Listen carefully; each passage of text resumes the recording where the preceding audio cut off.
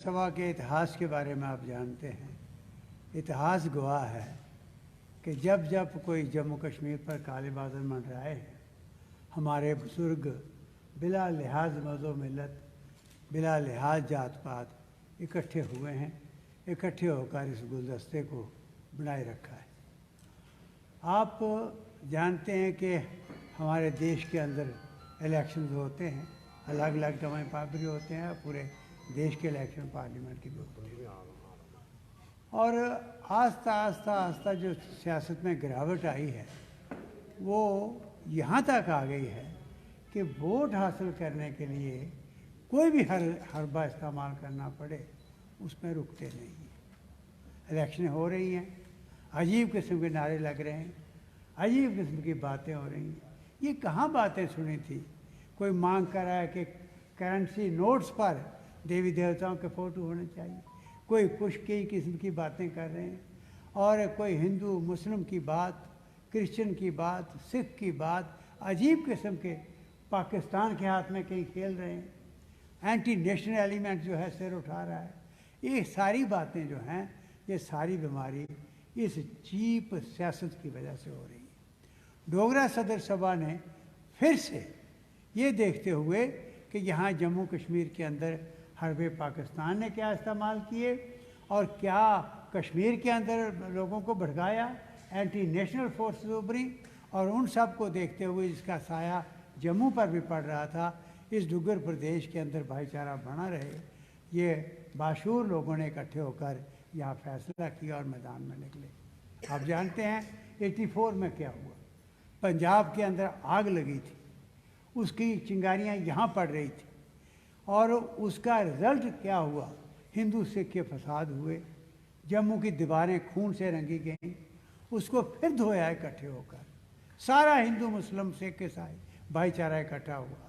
और उसके बाद फिर जब एकदम माइग्रेशन कश्मीर से शुरू हुई, पाकिस्तान ने जो 21 मदामा के अंदर कश्मीरी पंडितों का कत्ल, छठी सिंहपुरा के अंदर कत्लेआम, जिस तरीक़ा की ये वारदातें हुई, यहाँ रियासी के पहाड़ों में, डोडा के पहाड़ों में पूरी पूरी बारातें मार दी गई, तो एक आग की तरह ये सारा ये फैलने लगा।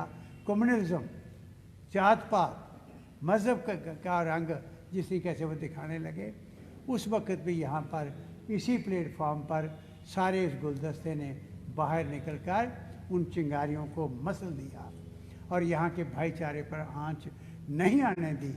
यहाँ तक कि कश्मीर के अंदर भी पहुँचे।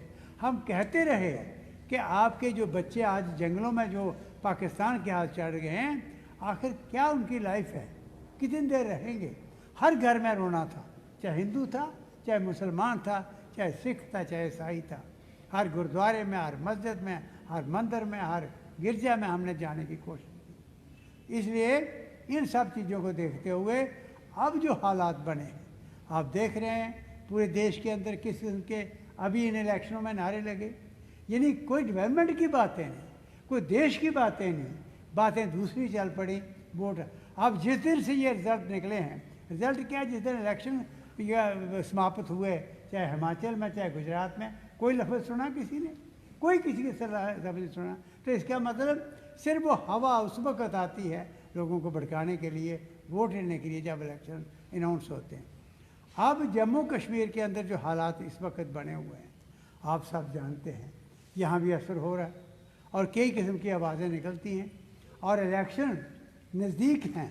जिस तरीके से सेंट्रल गवर्नमेंट कह रही है, इलेक्शन कमीशन की तरफ से आ रहा है कि इलेक्शन हो सकते हैं यहाँ किसी वक्त भी, तो हमें ख़तरा है कि यहाँ इस किस्म की आग ना भड़के और उससे कोई यह यहाँ का वातावरण ना खराब हो। उसको लेकर डोगरा सदर सभा ने एक जो मुहिम शुरू की थी 1994 में, उसका नाम रखा प्याम इंसानियत, मानवता का संदेश, मैसेज ऑफ ह्यूमैनिटी, जिसमें वर्ल्ड रिनाउंड स्कॉलर्स सारे मज़हबों के आकर बताते थे कि मज़हब कोई नहीं सिखाता ये चीज़ इंसानियत के ख़िलाफ़, इंसानियत की बात करते हैं तो हमें सिखाते रहे, उसका असर होता रहा।